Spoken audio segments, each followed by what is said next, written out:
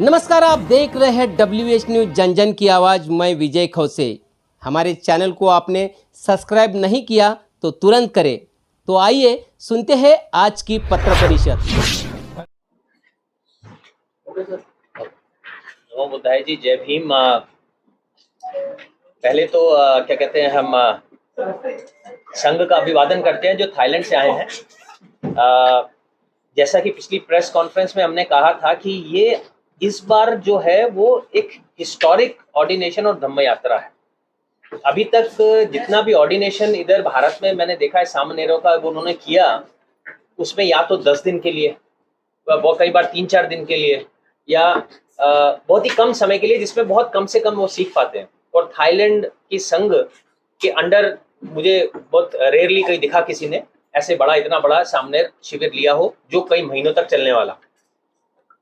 तो अब ये यहाँ पर आए हैं थाईलैंड से, जिसमें ये पहले तो 100 लोगों को यहाँ से श्रामनेर बनाएंगे। श्रामनेर के लिए बनने के लिए महाराष्ट्र से और काफी अदर जगहों से लोग आए हैं जो बनेंगे। 200 लोग हैं, 200 में से 100 लोगों को हम अभी रजिस्टर करेंगे जो जाएंगे। तो इनकी जो जर्नी है वो शुरू होगी यहाँ पे। 3-4 दिन तो नागपुर में ट्रेनिंग देंगे, सिहोरा कन्हान में, बुद्धा स्पिरिचुअल पार्क में उनको ट्रेन किया जाएगा, क्योंकि आगे जाके धम्म यात्रा उन्होंने करनी है।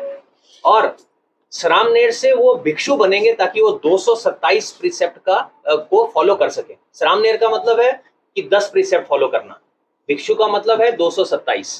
तो 3 दिन के बाद यहाँ ट्रेनिंग के बाद उनको सीधा यहाँ से बस में पहले राजगीर लेके जाएंगे।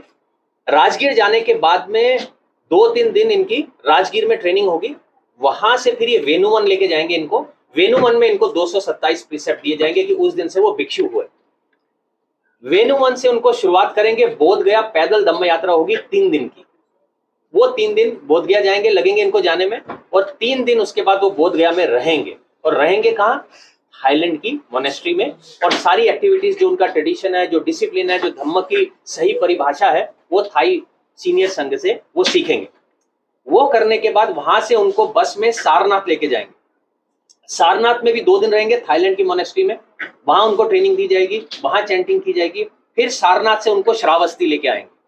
श्रावस्ती में भी इनको 3 दिन रखा जाएगा, बहुत अच्छे तरीके से ट्रेनिंग दी जाएगी। और श्रावस्ती से फिर इनको फाइनली वाया दिल्ली होते हुए धर्मशाला लेके जाएंगे। धर्मशाला में 10 दिन रुकेंगे। इनकी नई मोनेस्ट्री वहां पर खुली है, वहां पर 10 दिन उनको रखा जाएगा, ट्रेनिंग दी जाएगी। फिर वहां से वो पैदल अपनी धम्म यात्रा शुरू करेंगे 600 किलोमीटर की, जो लेह लद्दाख तक जाएगी, जिसमें 35 दिन लगेंगे। और एक दिन में वो करीबन 20 किलोमीटर जो है वो वहां पर हर रोज चलने वाले हैं।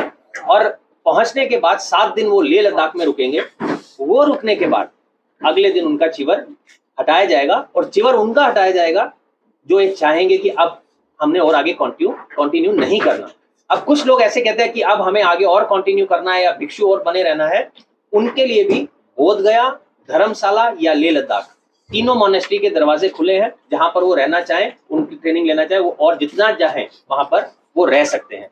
अब थाईलैंड संघ के साथ इस तरह का हिस्टोरिक जो धम्म यात्रा है, ये ऑर्डिनेशन प्रोग्राम है, आज से पहले इस तरह का इतना लंबा इस तरीके से नहीं किया गया। ये पहली एक मुहिम है जो धम्म चक्र को बहुत अच्छे से गति देगी। थाईलैंड और इंडिया संघ के बीच के भी रिलेशन बहुत अच्छे करने में हम कामयाब होंगे अगर हम ये ครับล้วนเห็นวัดอยู่วัดไหนเป็นเจ้าวัดวัดไหนอะไรยังไงเสร็จแล้วก็ให้ประชาสัมพันธ์แนะนำตัวเองชื่ออะไรอยู่วัดไหนเจริญพรทุกท่านมาประเทศปริยัติสุทธีเจ้าวาดวัดพระนอนจำศรีเจ้าคณะจังหวัดสิงห์บุรีไทยแลนด์ उन्होंने बोला कि सबसे पहले आप सभी को नमस्ते। और इनका नाम है प्रियति देव सुथी। ये चौखना चंगवट सिंहबुरी जो थाईलैंड में प्रोविंस है वहाँ का एबॉट है। और एक प्रोविंस का जो इंचार्ज होता है उनका ये हेड है। อาตมากับคณะสงฆ์ก็รู้สึกมีความภูมิใจเป็นอย่างมากเลยที่ได้ทำงานนี้เพราะว่าเหมือนกับได้แทนคุณพระพุทธเจ้า बोल रहे हैं कि हम यहाँ जब काम कर रहे हैं भारत की धरती पे, बुद्ध की धरती पे, तो मुझे बहुत खुशी है, आनंद है और मुझे आगे करने के लिए एनर्जी मिलता है, ऊर्जा मिलता है। เพราะว่าวัฒนธรรมทางไทยแลนด์ศรีลังกาพม่าเมียนมา कोरियन เข कबूचा มร लाव กัมพูชาลาวได้อาศัยคำสอนพระพุทธเจ้านะทำให้ความทุกข์ความเหงาในใจผ่อนคลาย बोल रहे हैं कि जो भगवान बुद्ध का शिक्षा है, टीचिंग है, India, Thailand, Burma, Sri Lanka, Cambodia सारे एक है, जिससे हम शिक्षा ग्रहण करके जो भगवान बुद्ध का जो रास्ता दुख को कैसे खत्म करें, उस रास्ते की ओर हम अग्रसर बढ़ सकते हैं। ซึ่งปัจจุบันมีความเจริญก้าวหน้าอย่างอื่นมากมายความสุขมากมายแต่ว่าความทุกข์ความเหงาในใจไม่ได้น้อยลง बोल रहे हैं कि बहुत सारे हम क्रियाकलाप करते हैं, सब कुछ करते हैं, लेकिन जो हमारा जो अंदर की जो दुख है, ईर्ष्या है, तृष्णा है, वो नहीं खत्म हो रहा है। ในปัจจุบันนี้ไม่มีมุมไหนของโลกที่มีปัญหามีความขัดแย้งกันทะเลาะเบียดเบียนซึ่งกันและกันซึ่งได้รับความเดือดร้อนทั่วไป हमारा देश या दुनिया में हर जगह भी है,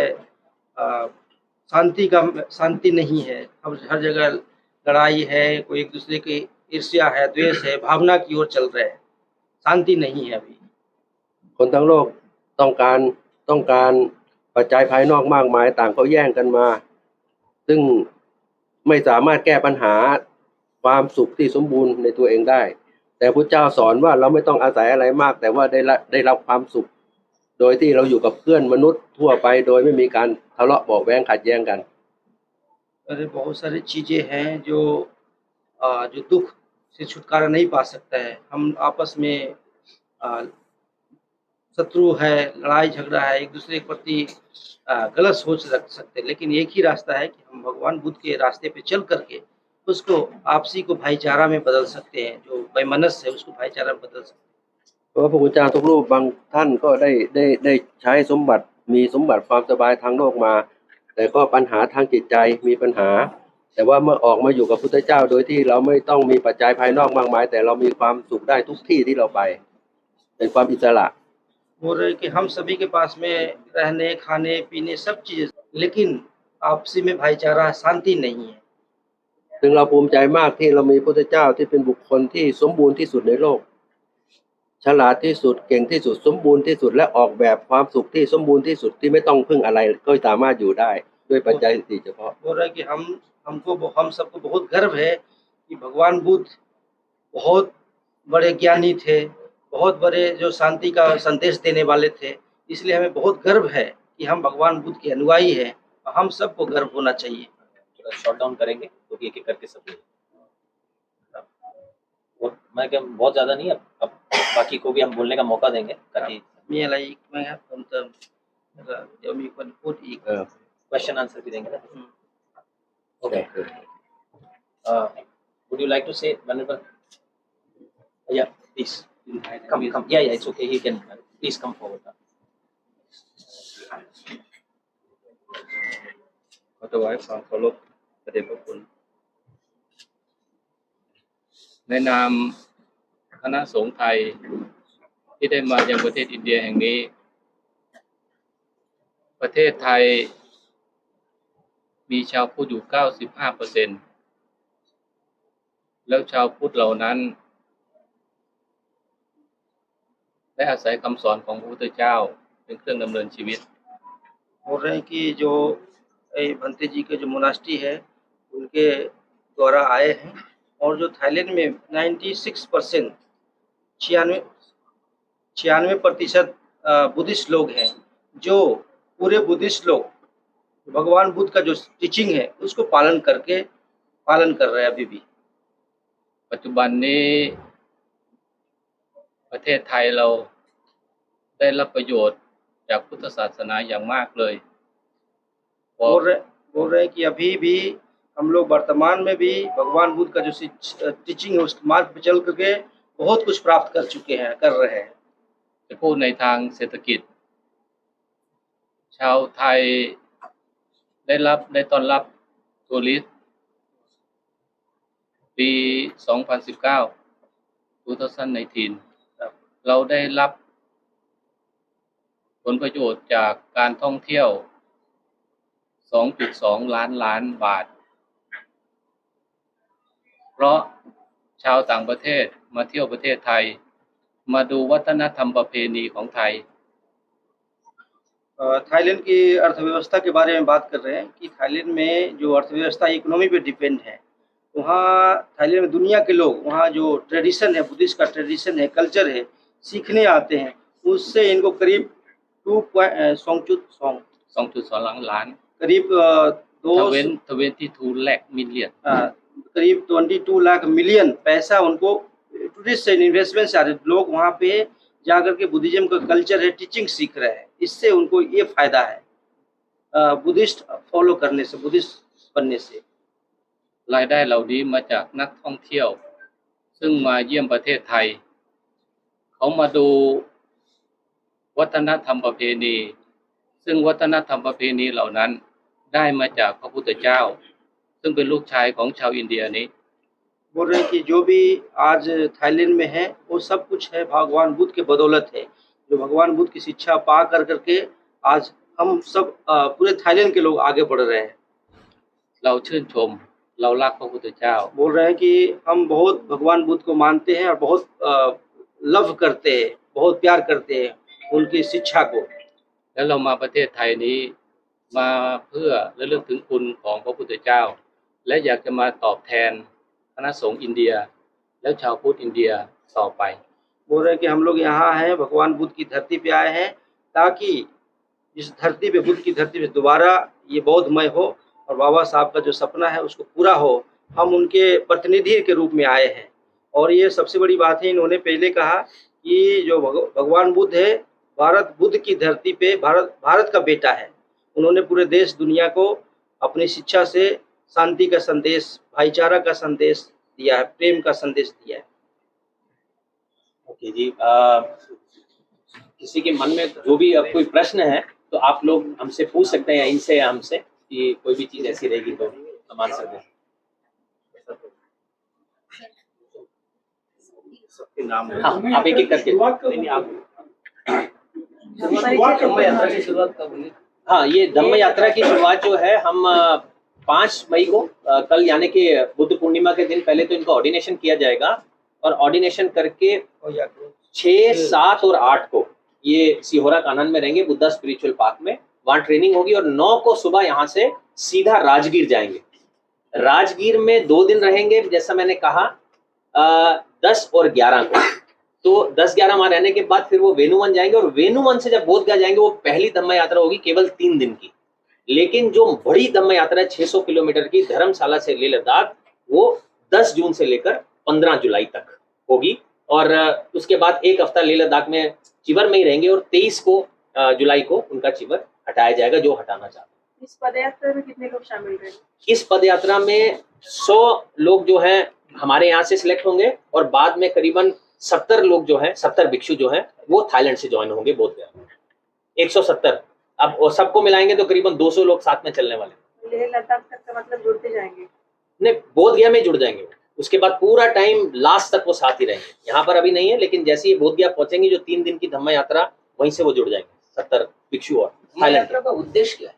धम्म यात्रा का उद्देश्य यही है कि लोगों के अंदर ये अवेयरनेस लाना कि ये बुद्ध की भूमि है। लोगों के अंदर ये संदेश लेके आना कि अगर हमें लगता है कि जो शांति का संदेश जो बुद्ध दे सकते हैं, जो बुद्ध का धम्म दे सकता है, वो मुझे नहीं लगता कहीं और मिल सकता है। और जिसे हमेशा से हमने कहा है ये बुद्ध की भूमि है, लेकिन जो धम्म चक्र को गतिमान होना चाहिए था वो नहीं हो रहा। ये जो धम्म यात्रा है, ये धम्म चक्र को गतिमान करने का एक बहुत ही, जिसे कहते हैं, सार्थक एक कोशिश है।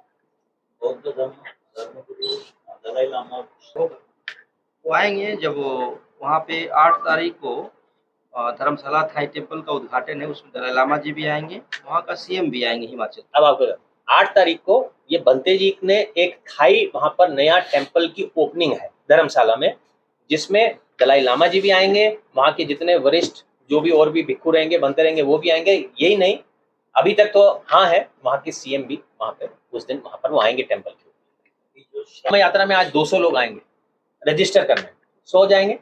अब एक धम्म यात्रा हमने परभनी से चैत्य भूमि निकाली, वो आपने देख लिया। ये दूसरी धम्म यात्रा है, इन्हीं भिक्षु के अंडर वो की गई थी। इसके बाद तीसरी धम्म यात्रा जो बच जाएंगे 100 लोग, उसकी होगी। और मैंने पहले भी कहा है, अब मैं दोबारा कह रहा हूँ, जब तक मेरे हाथ में बहुत जल्दी कंफर्मेशन, वर्बल कंफर्मेशन आ चुका है, रिटर्न कंफर्मेशन की वेट कर रहा हूँ। मैं यहाँ से इस साल के एंड में, नहीं तो जनवरी के पहले हफ्ते में, यहाँ से जो हमारी भिक्षु संघ है उसके 50-60 या 100 भिक्षु यहाँ से जाएं वहां धम्म यात्रा करने के लिए थाईलैंड में, प्लस उसके साथ कम से कम 50 मीडिया के लोग जो भारत से थाईलैंड जाने चाहिए, उसकी कोशिश कर रहा हूँ, ताकि वो वहां का स्टडी करके भारत में आके सही तरीके से जो चीजें हो रही हैं उसका प्रचार कर पाए। ये मेरी कोशिश है। वर्बल हाँ ले चुका हूँ, वर्ड इसलिए नहीं दे रहा, जब तक हाथ में रिटर्न पेपर नहीं आएगा तो मैंने ये कहा है, प्रॉमिस है कि मुझे मीडिया को बाहर थाईलैंड में भी लेकर जाना ही है, ताकि आप भी देख सके। ये धम्म यात्रा, ये धम्म चक्र जो गतिमान हो रहा है, ये रोकने के लिए नहीं है। इसकी स्पीड अब बढ़ती चली जाएगी, ये स्लो भी नहीं होगी, रुकने की तो बात ही हो रहा है। हमें देखकर आप देखिएगा कि कितनी सारी धम्म यात्राएं शुरू हो जाएंगी पूरे भारत में आने वाले समय। मलिक जी, ये थाईलैंड से कितनी बनते आने वाली ज्वाइन बोध गया में 70 बनते, और यहाँ पर अभी आई थिंक 12 है ना, 14 है, 12-14 बनते यहाँ पर हैं, और 70 लोग वहां पर ज्वाइन करेंगे जब धम्म यात्रा शुरू होगी। वो एक्सपीरियंस है सारे, उनके अंडर जब गाइडेंस में हमारे यहाँ सामने इतने एक्सपीरियंस नहीं है ना, तो वो जब चलेंगे, बड़ा हिम्मत का काम है। कहना आसान है, मैं भी 4 दिन नंगे पांव चला था तो मुझे लगा 2 घंटे भी नहीं चल पाया था, पाँव में छाले हो गए। तो ये तो 600 किलोमीटर, तो ठीक है, उनको शूज की परमिशन देंगे, ये तो नहीं पहनते, लेकिन उनको हम लेकर देंगे ताकि वो उनकी गाइडेंस में अच्छे से चल पाए। ये एक बड़ा अच्छा संदेश है। ये एक ऐसा बुद्ध का धम्म है जो वाकई में अगर संसार में कुछ शांति ला सकता है तो ये धम्म है, बुद्ध का शांति का प्रतीक है। वो जीवन में बचे रहेंगे दी जाएगी। अब उसमें 3 मैंने बताया, जैसे कि धर्मशाला, बोध गया और लेह लद्दाख, वो तीनों में से पहले चुन लें कि यहाँ वो आगे कंटिन्यू करना चाहते हैं, फिर उनको वहां रखा जाएगा। जो बच्चे सिंसियर हैं, जो इनको लगता है कि इनको हायर स्टडीज के लिए आगे जाना चाहिए, उसके लिए मैंने इनसे बात किया वर्बल, पहले वो सिलेक्ट हो जाए तो मैं चाहूंगा वो ये नहीं, जैसे वहाँ की बुद्धिस्ट यूनिवर्सिटी में उनको एडमिशन दिलवा के पूरी प्रॉपर पढ़ाई कराई जाए, ताकि उन चीज़ों को वो अच्छे से समझ पाए। ये हमारी कोशिश है। ये इसका जैसी आंसर आएगा वो भी मैं आपको बताऊंगा। आगे उन बच्चों को पढ़ने भी भेजना है मुझे बुद्धिस्ट यूनिवर्सिटी। ये सब बड़ी पद यात्रा माना जाएगा। मुझे लगता है कि ऐसी पद यात्रा आज तक पहले नहीं हुई है। बात पद यात्रा की नहीं, ऐसा ऑर्डिनेशन प्रोसेस नहीं हुआ है। हमें ये समझना है कि श्रामनेर बने, कई बार मैंने ऐसा भी देखा है कि एक दिन के लिए भी कर्त लगाते हैं लोग चिबर, कि आज श्रामनेर बने, चिबर पहना, कल उतार दिया, कई बार 10 दिन के लिए। लेकिन जो ट्रेनिंग होनी चाहिए, जो उपसंपदा उनको मिलनी चाहिए 227 प्रीसेप्ट की भी, वो मुझे ज़्यादा कहीं दिखी नहीं। अगर होती होगी तो मुझे मालूम नहीं, लेकिन मैंने अभी तक उसे नहीं देखा। तो ये पहली कोशिश होगी जब उन्हें वाकई में समझ में आएगा कि धम्म की परिभाषा क्या है, क्या डेडिकेशन होता है। धम्म यात्रा करेंगे, मेडिटेशन करेंगे, और बहुत सारे जो बुद्ध की टीचिंग्स हैं वो सीनियर बनते लोगों की गाइडेंस में वो सीखेंगे। इस पद यात्रा के दरमियान में इनकी सेफ्टी क्या रहेगी? नहीं, इनकी सेफ्टी तो, ये पहली पद यात्रा नहीं है ना। सेफ्टी से सेंस, अगर आप मेडिकल असिस्टेंस की बात कर रहे हैं तो एक मेडिकल असिस्टेंस वो साथ में एम्बुलेंस रहेगी। और वहाँ पर जो धर्मशाला में और लेह लद्दाख में कई बार ऑक्सीजन का कमी आता है, उसके लिए हम सारा अरेंजमेंट कर रहे हैं, ताकि जो है हमारा हॉस्पिटल के साथ कनेक्शन हो जाए। अगर बाई चांस किसी का कोई प्रॉब्लम, मेडिकल प्रॉब्लम आता है तो हम उसको लेके जा सके। जैसे इधर भारत में भी हुई थी, तो पूरा टाइम एक एम्बुलेंस हमारे साथ थी यहाँ पर, कि अगर बहुत बार ऐसा हुआ कि कई सारे भिक्षु जो है वो फेंट हुए। थाईलैंड के भिक्षु भी यहाँ पर बेहोश हो गए थे, यहाँ तक कि बाद में हमें बताया गया एक को तो दिल का दौरा भी पड़ गया था, लेकिन वो पास आउट, वो निकल गया, बचाव हो गया। तो लेकिन हमने तुरंत जो है हर जगह डॉक्टर्स और ये वो सारा सेटअप किया हुआ था। उसमें बड़ा अच्छी बात ये थी कि लोग संगठित हुए थे बुद्धिस्ट लोग। मुझे ये डर था कि पता नहीं संगठित होंगे कि नहीं होंगे, लेकिन इस धम्म यात्रा से, इन चीजों से ये सामने आया कि सब लोग धम्म के लिए कुछ सर्विस देना चाहते हैं। ये हमारे सामने निकल के आया। कोई डॉक्टर्स के रूप में, मसाज के रूप में, खाने के रूप में, उपासकों के रूप में, जो जो कर सकता है अपने हिसाब से वो सर्विस में आगे दे रहा था। और मुझे लगता है कि ये भी जब धम्म यात्रा चलेगी, हमारी स्टेट से बाहर है, लेकिन हम पूरी कोशिश करेंगे वहाँ पे जो भी सरकार है या कुछ है, जो जो मदद उनसे ले सके वो हम लेंगे।